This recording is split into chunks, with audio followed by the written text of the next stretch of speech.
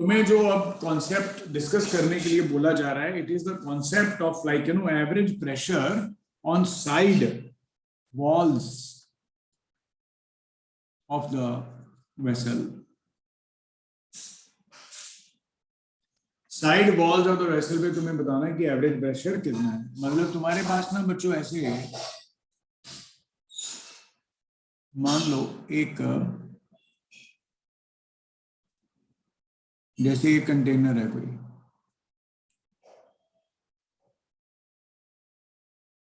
ये एक कंटेनर है बेटे, और इसमें तुम्हें ये बोला जा रहा है कि अगर ये तुम्हारे पास एक कंटेनर है और इसके अंदर ना तुमने इसके अंदर तुमने लिक्विड को भरा हुआ है, जैसे ये आ गया ऐसे,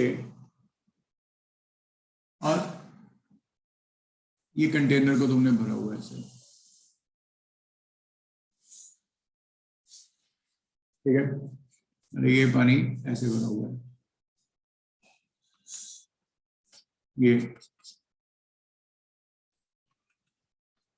ऐसे करके ये लिक्विड को भरा हुआ है इसमें, ठीक है बच्चों ऐसे। और अब तुम्हें बोला गया जैसे साइड वॉल है तुम्हारे पास ये वाली, अब इसको भरा हुआ है हमने और this is the liquid inside it. तो ये बेटे यहां तक ऐसे तुम लोगों ने ऐसे लिक्विड को भरा हुआ है, मतलब ये सारा लिक्विड ही है वैसे तो, ठीक है। अच्छा अब तुम्हें बोला गया कि बताओ, अब तुम्हें बोला गया बताओ कि इसमें प्रेशर कितना लगा, मतलब ऐसे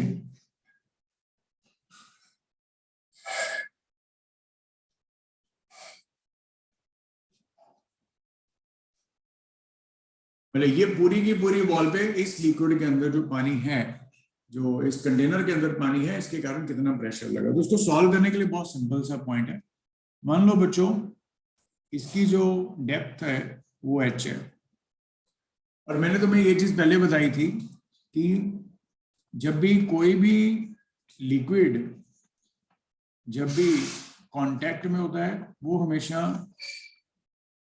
हमेशा थ्रस्ट लगाता है, और वो थ्रस्ट बेसिकली क्या होता है बेटे, नॉर्मल फोर्स होता है, नॉर्मल फोर्स परपेंडिकुलर। अब इसके अंदर सारा लिक्विड है, तो मान लो इस एलिमेंट पे जब तूने फोर्स निकाला तो तुमने ये बोला इस एलिमेंट पे कितना फोर्स लगेगा, तो तुम बोलोगे इस पॉइंट पे जितना प्रेशर लग रहा है मल्टीप्लाइड बाय द एरिया।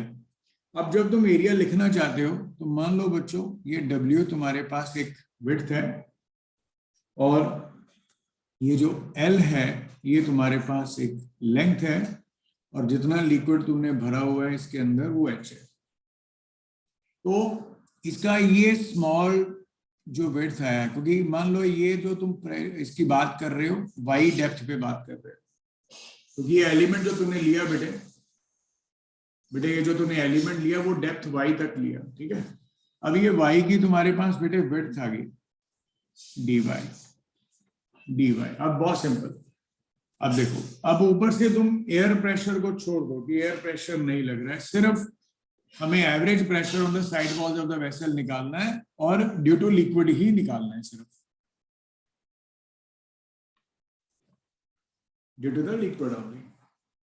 तो यहाँ पे बेटा जब तुम प्रेशर लिखोगे तो तुम्हें पता है प्रेशर का फॉर्मूला सिर्फ और सिर्फ किस पे डिपेंड करता है कि कितना उसका डेप्थ है।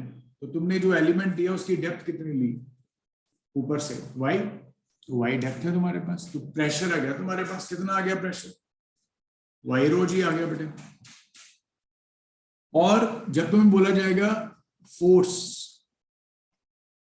ऑन द एलिमेंट कितना है,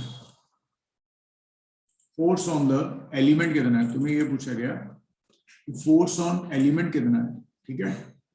तो तुम क्या बोलोगे फोर्स ऑन एलिमेंट कितना है, प्रेशर इनटू एरिया होगा बेटा, ये तो प्रेशर इनटू एरिया होगा, ठीक है ना।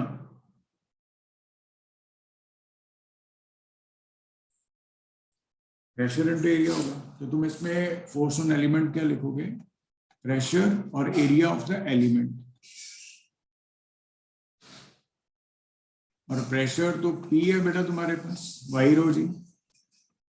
और एरिया ऑफ एलिमेंट क्या है बेटा, एरिया ऑफ एलिमेंट क्या है बेटा, y W as the width, क्योंकि ये एलिमेंट है ना तुम्हारे पास, ये एलिमेंट है ना बेटे। अब ये तुम्हारे पास W क्या है, विड्थ है, और इसकी हाइट कितना लिया, dy। ये आ गया W इंटू dy। ये आ गया तुम्हारे पास फोर्स ऑन द एलिमेंट। अब जब तुम्हें टोटल फोर्स करनी है, निकालनी है, तो क्या करोगे, इंटीग्रेट कर दोगे। जब तुम्हें टोटल फोर्स निकालना है बेटे, तो क्या करोगे, इंटीग्रेट कर दोगे। और जब तुम बोलोगे कि सर इंटीग्रेट करना है, तो df यहाँ पे इंटीग्रेशन के साथ आ जाएगा। रो जी और w कॉन्स्टेंट्स हैं, ये बाहर आ जाएंगे, रो dy। और y की जो डेप्थ है, यहाँ पे तुम्हारे पास टॉप मोस्ट पॉइंट पे 0 है, और जब तुम बॉटम मोस्ट पॉइंट पे आओगे तो y का वैल्यू क्या आ जाएगा, h। तो ये आ जाएगा 0 से h। नो डाउट ये टोटल फोर्स 0 से f आ जाएगा। तो टोटल फोर्स का वैल्यू कितना आ गया, रो जी डब्ल्यू, और y का वैल्यू कितना आ गया, y²/2, 0 से h। तो इस वजह से हमारे पास जो फोर्स आया वो आया रो जी डब्ल्यू h²/2। ये तुम्हारे पास एवरेज फोर्स आ गया। अब ये टोटल फोर्स आ गया, because this is the net force on the side wall. This is the net force on the side wall. Side wall के ऊपर नेट फोर्स कितना लग रहा है, ये वो फोर्स है। अब जब तुम बोलोगे कि एवरेज प्रेशर कितना है, तो average pressure is nothing but you will say average pressure on side wall. Average pressure on side wall, side wall पे एवरेज प्रेशर कितना है, तो तुम ये बोलोगे कि जितना नेट फोर्स है डिवाइडेड बाय जो एरिया है।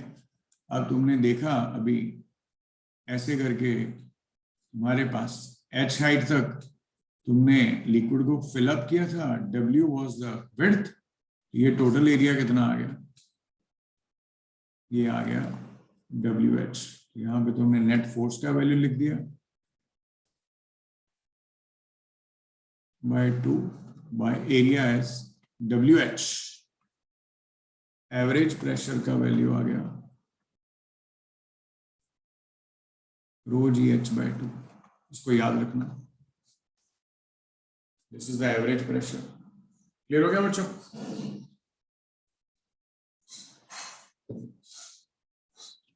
This is the average pressure.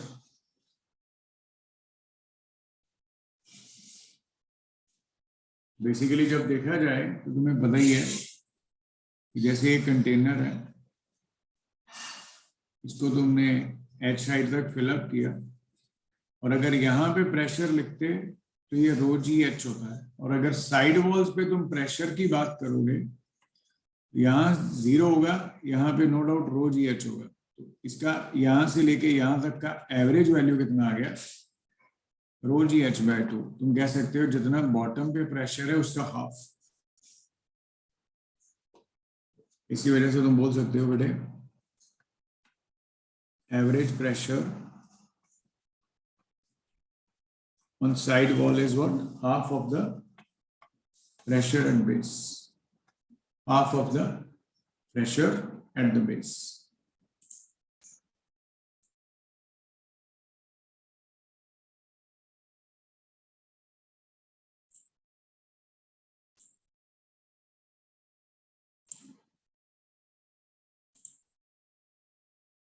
ये तुम्हारे पास आ गया, ये आ गया rho g h/2 means half of the pressure at the bottom का half।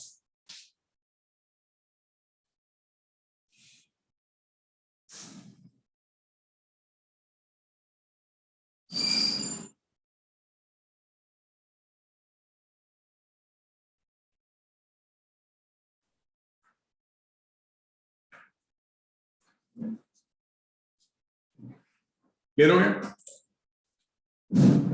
ये रिजल्ट आ गया। It's very simple thing. अच्छा, अब मैं तुम्हें थोड़ा सा एक बेसिक शेयर कर दूं। ये तो प्रेशर आ गया, ठीक है। मैं थोड़ा सा तुम्हें बेसिक शेयर कर दूं। मान लो एक कंटेनर है तुम्हारे पास, जैसे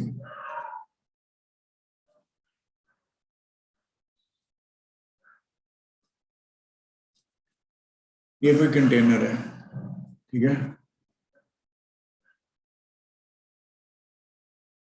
और इसमें हमने पानी भरा हुआ है,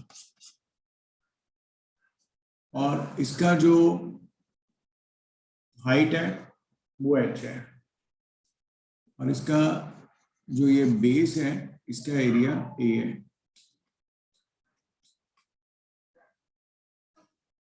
और तुम्हें बोला गया है कि बताओ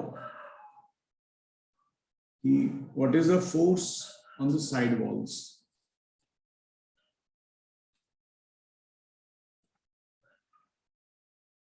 What is the force on the side walls? What is the force on the side walls?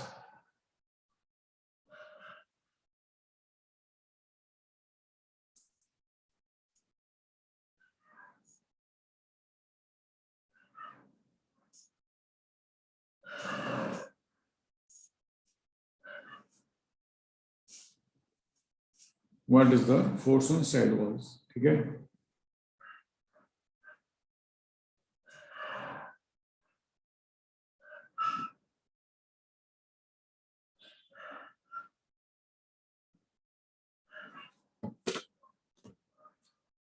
कैसे निकालोगे? बहुत सिंपल है। तुम्हें पता ही है बेटा कि जब कोई फोर्स लगता है वो हमेशा normal to the surface in contact होता है, ऐसे, ठीक है ना। Normal to the surface in contact होता है, जैसे ये नॉर्मल आ गया। अब होगा क्या, होगा क्या कि तुम्हारे पास ये जो फोर्स लगेगा, इस फोर्स में तुम क्या क्या समझ पाओगे। तो ये कि इसमें बेटे दो कंपोनेंट्स आ जाएंगे, इस नॉर्मल एक्शन के दो कंपोनेंट्स, एक हॉरिजॉन्टल एक वर्टिकल।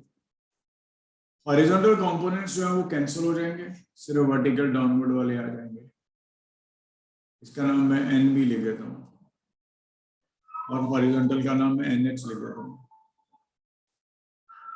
और यहाँ पे तुम्हारे पास क्या है, एरिया ए आ गया, और यहाँ पे एक फोर्स ऊपर को लगेगा, इसका नॉर्मल एक्शन है, the normal action from the bottom, N B. Okay, हम लोग एयर का कोई कुछ नहीं लेके चल रहे, ठीक है। Air is not exerting any pressure, हम एयर को नहीं लेके चल रहे, हम एयर को नहीं लेके चल रहे। तो बच्चों इसके अंदर टोटल मास इसका m है, तो mg आ गया डाउनवर्ड फोर्स। अब मेरा तुम्हें जो पॉइंट है समझाने वाला वो ये देखो, क्या पॉइंट है समझाने वाला मेरा बच्चों, पॉइंट तुम्हें समझाने वाला ये है कि हॉरिजॉन्टल कंपोनेंट्स जो हैं they get cancelled out, and horizontal components gets cancelled out, and vertical components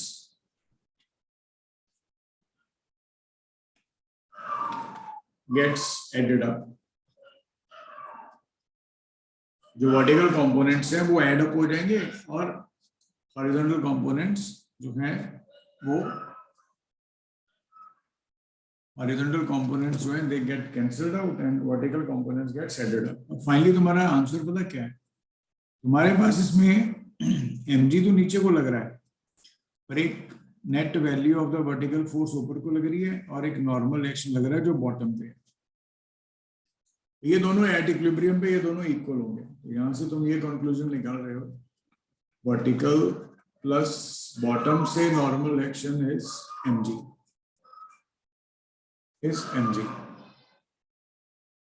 and normal action जो वर्टिकल रहेगा वॉल्स का, क्योंकि हॉरिजॉन्टल तो कैंसिल कर रहा है, वो रहेगा टोटल फोर्स में से the normal action at the bottom.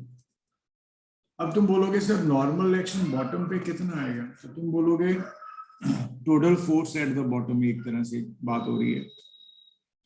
अच्छा टोटल फोर्स कितनी आएगी सर, प्रेशर इनटू एरिया आएगा। प्रेशर कितना है sir, h rho g area a। इस वजह से वॉल्स के ऊपर जो नेट फोर्स लगेगा वो सिर्फ वर्टिकल में लगेगा बेटे, mg माइनस h रो जी, ये रिजल्ट आ जाएगा।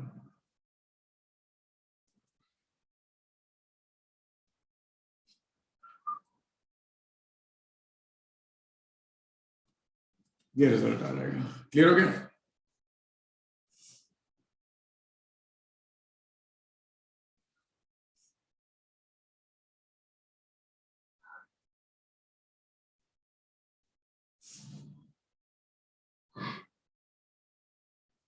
ये रिजल्ट आ गया।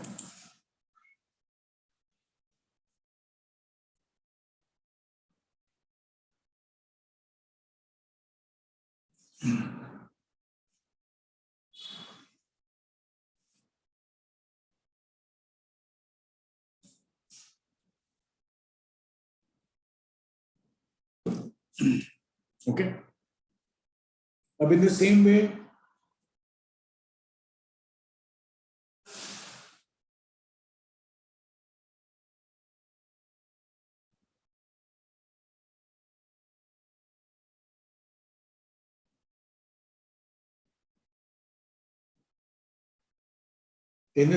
मतलब तुम्हें कुछ भी रिजल्ट दे दिया जाएगा, जैसे मान लो ये कोई, इसको तुम रिवर्स कर दो, अब यहाँ पे ये फोर्स इधर को लगेगा, अब वर्टिकल कंपोनेंट इधर को वेट की तरफ लगना शुरू हो जाएगा, और जो नेट रिएक्शन लगेगा उसका नाम बॉटम पे एनबी आ जाएगा, है ना।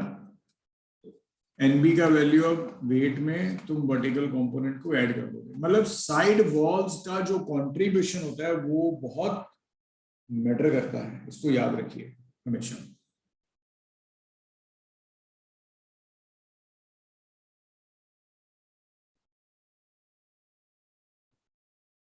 साइड वॉल्स का जो कंट्रीब्यूशन होता है वो हमेशा मैटर करता है। बच्चों क्लियर हो गया ना पॉइंट्स ये वाले, बहुत सिंपल सिंपल से।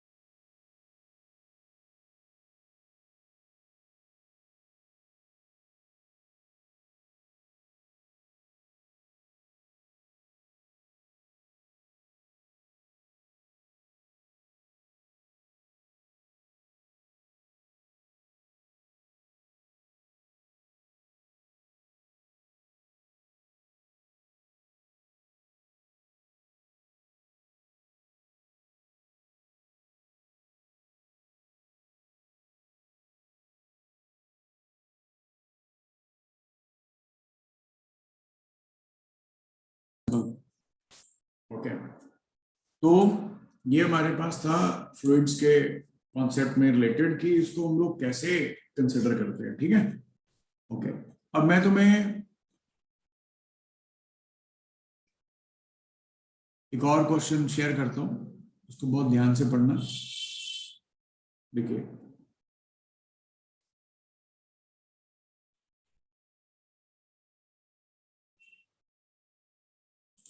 देखिए, मतलब ये बहुत ही जबरदस्त पॉइंट है, सिंपल सा पॉइंट है, और देखिए करना कैसे है।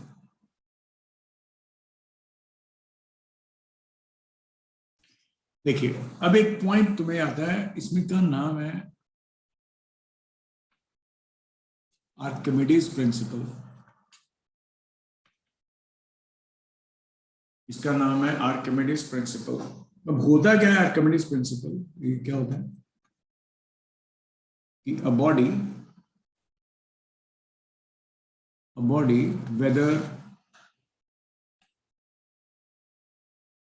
whether partially or completely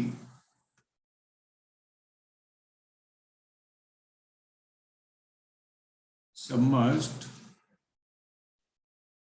in a liquid,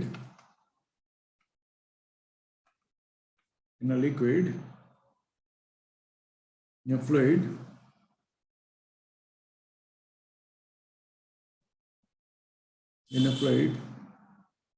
is buoyed upward by a force due to the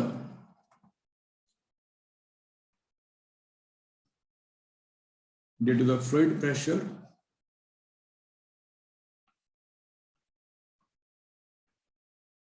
that is equal to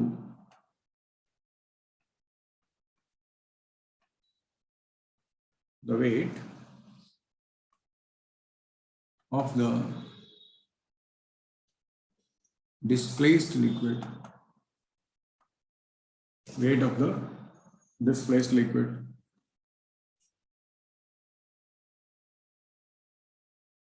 ठीक है। मतलब कहता है तुम्हारे पास ना बेटे, जैसे ही लिक्विड है कोई भी, ओके, ये कोई भी लिक्विड है, कंटेनर है और इसके अंदर तुम्हारे पास कोई लिक्विड है।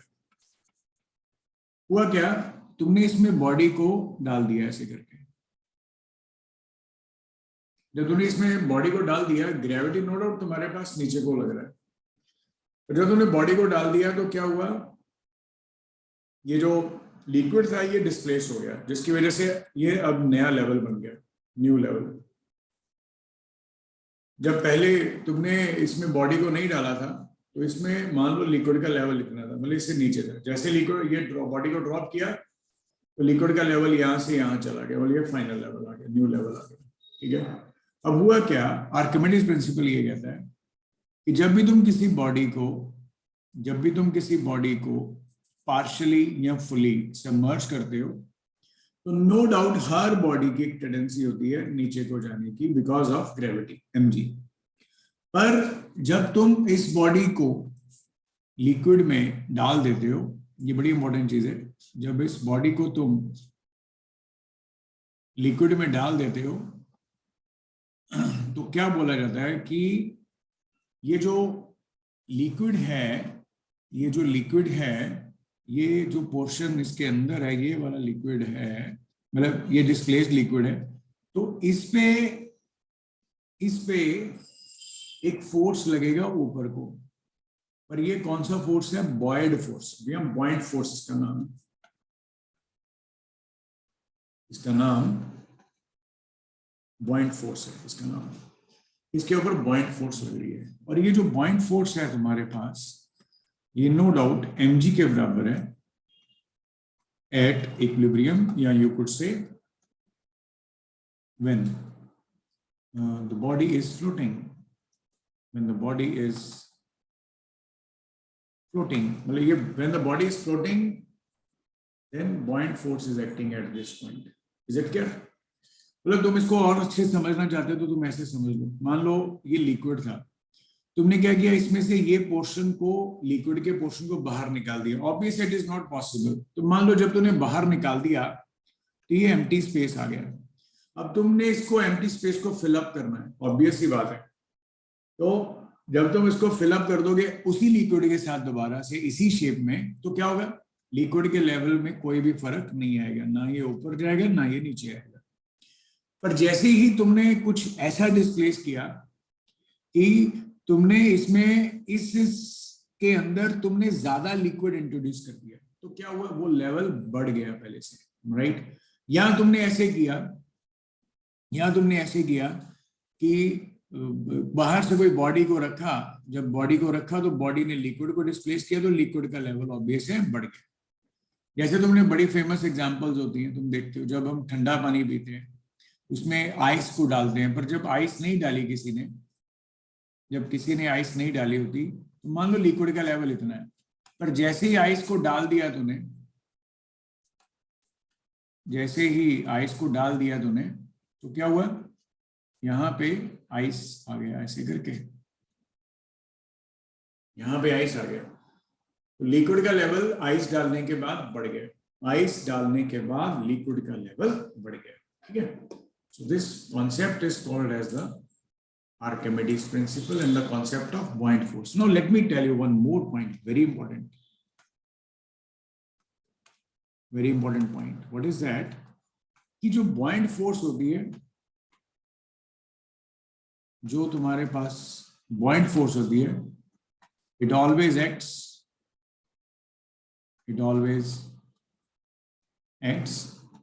perpendicular to the buoyant force always acts perpendicular to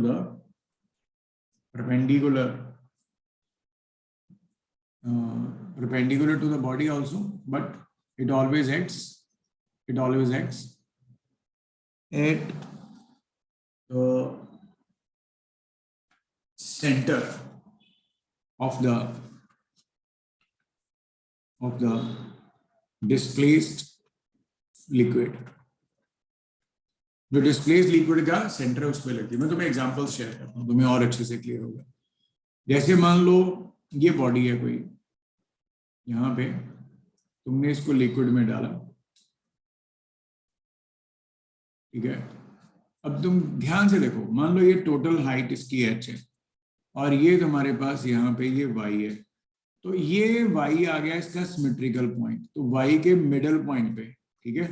और ये कितना आ गया टोटल, ये वाला डिस्टेंस यहाँ से यहाँ तक, ये आ गया y/2, तो buoyant फोर्स तुम्हारे पास यहाँ पे लगने वाला है y/2 पे, ठीक है। मान लो तुम्हारे पास कुछ लिक्विड ऐसा है और तुमने एक रॉड को यहाँ पे रखा ऐसे करके, और ये रॉड ऐसे करके, ठीक है। ये आगे क्वेश्चन भी करेंगे हम लोग, ऐसे करके। तो तुम्हारे पास जो रॉड इनसाइड है यहाँ पे लिक्विड के अंदर, ये इतनी रॉड है, तो इसका सेंटर यहाँ पे आएगा। No doubt buoyant force always acts in the vertical upward direction, ये बड़ी इंपॉर्टेंट चीज है ना। For a stationary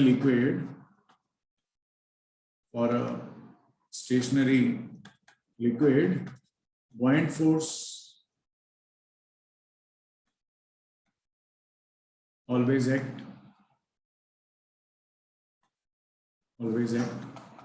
perpendicular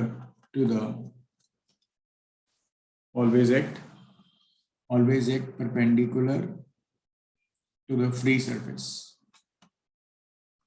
ये देखो, ये फ्री सरफेस आ गया ना, इसको बोल दिया फ्री सरफेस, और ये हिंज्ड पॉइंट आ गया, हिंज्ड पॉइंट जहां पे तुमने रॉड को हिंज किया हुआ है, ठीक है। डिटेल में बाद में कराता हूं, और यहाँ पे तुम्हारे पास buoyant फोर्स रहेगा। मतलब कोई भी ऐसा पॉइंट है, मतलब सिंपल सा पॉइंट है, कोई भी ऐसा पॉइंट यहाँ पे तुमने मतलब दिखाया है इसको, ठीक है, यहाँ पे ये चीज एक्ट कर रही है। It's very simple thing.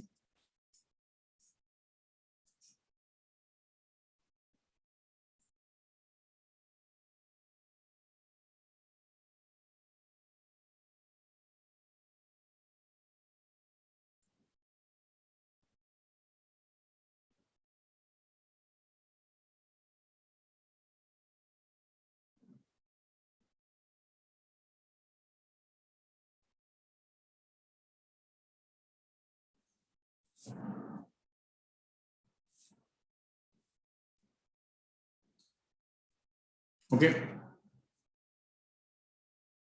ये रिजल्ट आ गया।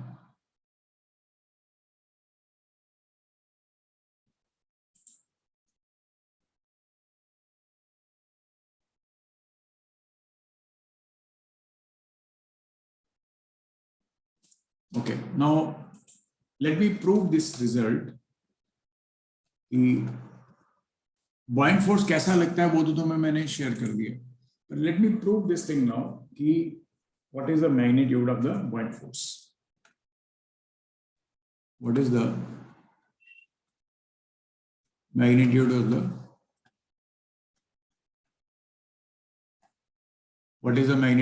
buoyant force? ये हमें बता रहा है. What is the magnitude of the buoyant force? कि buoyant force का magnitude कितना है?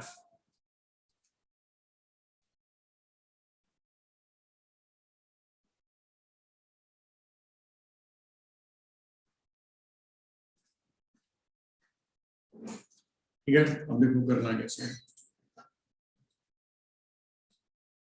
What is the magnitude of the buoyant force? अब कैसे निकालते हैं बेटे? Basically it is equal to the बेटे weight of the liquid displaced.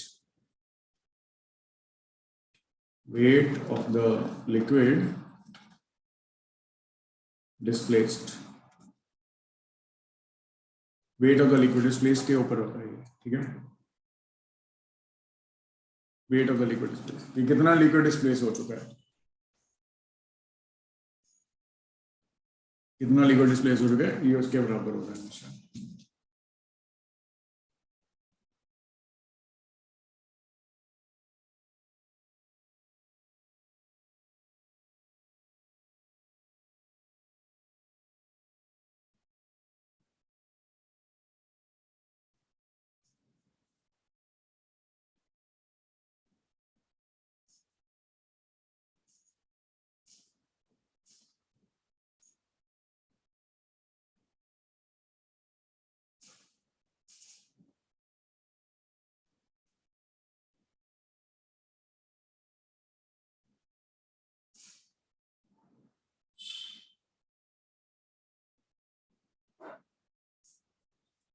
Okay,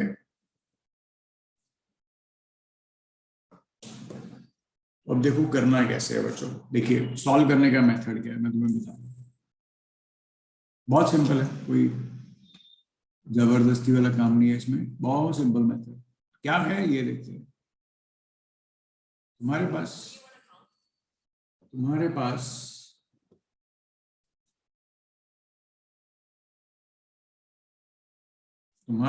एक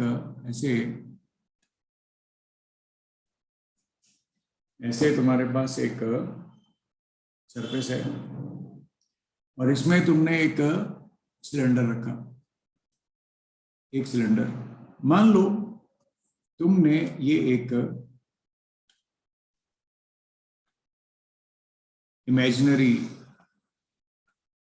सिलेंडर कंसिडर किया कि ये एक तुम्हारे पास एक इमेजिनरी सिलेंडर है. इमेजिनरी सिलेंडर बोले तो having same density as that of liquid. Having भले कि इमेजिनरी आ गया ना, same density as that of the liquid. अब तुम्हें क्या सीखना है इसमें? देखो तुम्हारे पास ये सरफेस है, मान लो इस पॉइंट ए पे एक प्रेशर लग रहा है नीचे को, इसका नाम तुमने रख दिया पीए, प्रेशर एट ए. और ये तुम्हारे पास एक दूसरा पॉइंट है जो इसके बिल्कुल यहाँ पे नीचे है और ये बी पॉइंट है. यहाँ पे नो डाउट नीचे से ऊपर को प्रेशर लग रहा है पीबी, क्योंकि मैंने तुम्हें याद है बताया था कि जब भी कोई पॉइंट तुम मार्क करते हो लिक्विड में, तो अगर कोई बॉडी इधर रखा होगा प्रेशर इधर लगेगा, अगर कोई ऊपर रख दोगे बॉडी तो प्रेशर ऊपर को लगेगा. मैंने तुम्हें ये चीज बताई थी पहले, ठीक है? इसकी हाइट तुम्हारे पास बेटा एच है और इसका जो एरिया ऑफ क्रॉस सेक्शन है वो एस है. उसका एरिया ऑफ क्रॉस सेक्शन है वो क्या है? एस. जो उसका एरिया ऑफ क्रॉस सेक्शन है वो क्या है? एस. ठीक है, उसको याद रखिए बस.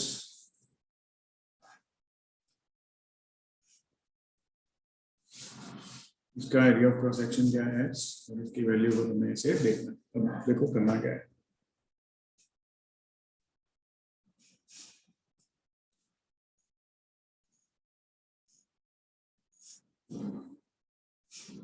इसका एरिया ऑफ क्रॉस सेक्शन है से.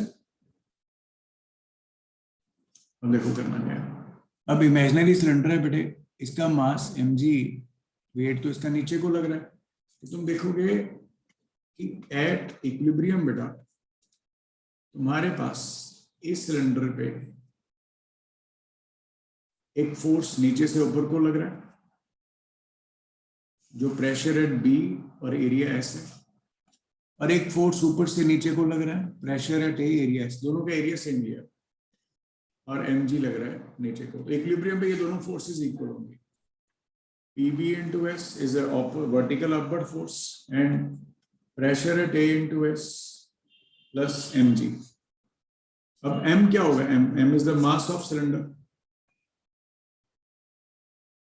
मास ऑफ सिलेंडर किसके बराबर आएगा? Volume of the cylinder into density. अब वॉल्यूम क्या आएगा? एरिया इनटू हाइट, बिकॉज तुमने एक्स हाइट लिखा हुआ है ना। तो ये तुम्हारे पास कितना आ गया फिर? Pressure at B minus pressure at A into S is equal to what? mg। mg is what? v rho और g। और यही जो तुम्हारे पास ये नेट फोर्स आया, यही जो नेट फोर्स आया, इसी का नाम तुम क्या रखते हो? Point force. इसी का नाम तुम क्या रखते हो बेटे? Point force. और ये जो पॉइंट फोर्स है वो तुम्हारे पास v रो g के बराबर है। जो पॉइंट फोर्स है ये तुम्हारे पास v रो g के बराबर है। Is it clear? It is equal to what? The v rho g. Very simple. Is it clear?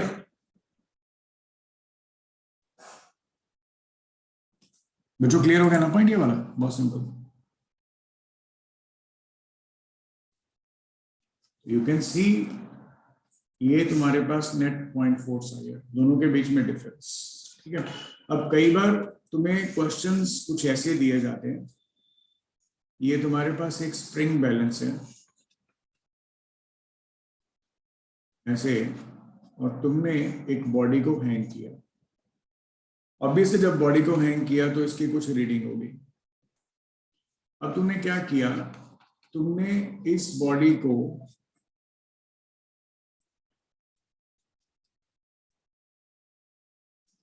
एक कंटेनर में डाल दिया, तो हुआ क्या? जब तुमने कंटेनर में डाल दिया, इस पे एक पॉइंट फोर्स लगना शुरू हो गया ऊपर को। मैंने तुम्हें पहले बोला था, जब तुम फुल बॉडी को इंसर्ट कर दोगे, जहां पे भी बॉडी का सेंटर होगा कोई भी, है ना, वहां पे फोर्स पॉइंट हमेशा ऊपर को लगता है। mg इसका नीचे को लगेगा। तो इसकी जो रीडिंग आएगी, इसकी रीडिंग यहाँ पे इतनी है, पर यहाँ पे अब रीडिंग कम हो जाएगी। और ये जब एयर में था बेटे, तब ये क्या बता रहा था? That was the called as the weight in air. और यहाँ पे इतनी रीडिंग नहीं दे रहा, थोड़ी कम रीडिंग दे रहा है, तो this is called as the apparent weight. और what is the value of apparent weight? Apparent weight की वैल्यू क्या है बेटे? True weight is like what? Weight in air minus the point force.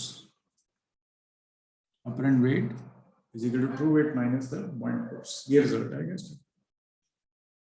और उसको बाद में हम लोग फंडामेंटल वैल्यूज में काफी बार यूज करते हैं।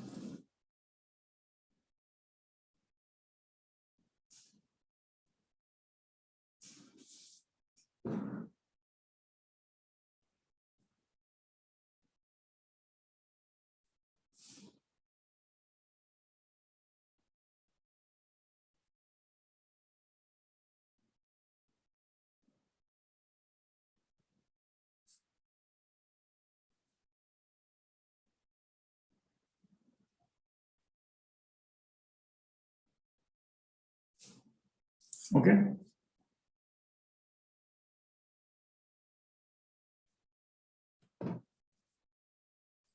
ओके, ठीक है।